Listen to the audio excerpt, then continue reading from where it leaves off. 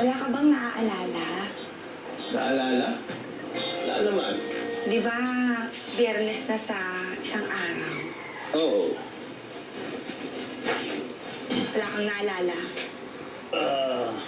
Biyernes? Mag-isip ka naman. Nag-iisip ako pero wala akong maalala eh.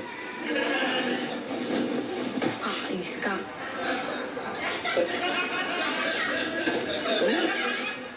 Teka. Naalala ko na. Naalala mo na? Buti na lang pinaalala mo. Kundi mapapalayas tayo dito. Anong mapapalayas? Oh, di ba kailangan natin magbayad sa Biyernes kundi papalayasin tayo dito sa bahay? Kakainis ka talaga. Ano ba? Ano ba meron sa Biyernes? Wedding anniversary lang naman natin.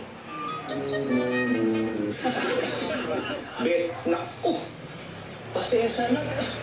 Sadap, nakalimutan ko. Pasensya na. Pasok.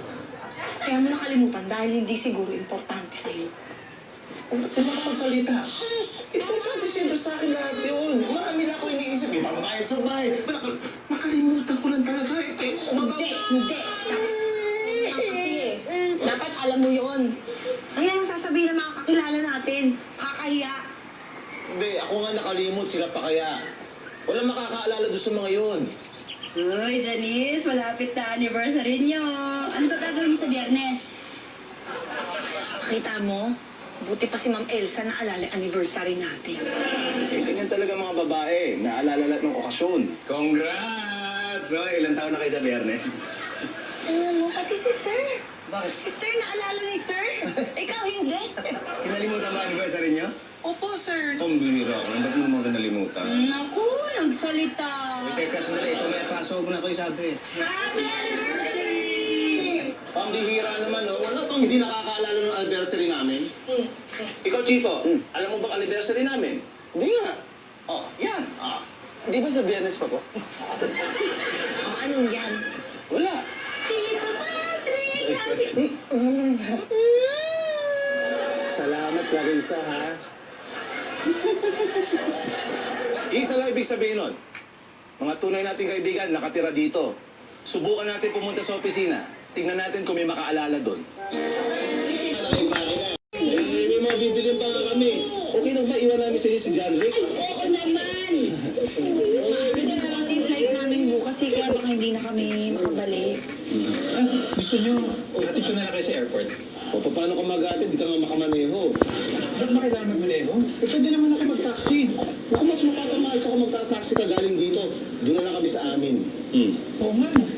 Eh, kung si Sir na lang kayo mag-hatid sa inyo. Si Pitts? Ano ka ba? Pitts, okay lang ba? Alam mukha mo. Sir, may makinig ho kami. Oo, sige, huwag kayo mag-alala. Kami mag-aalaga rito. Thank you,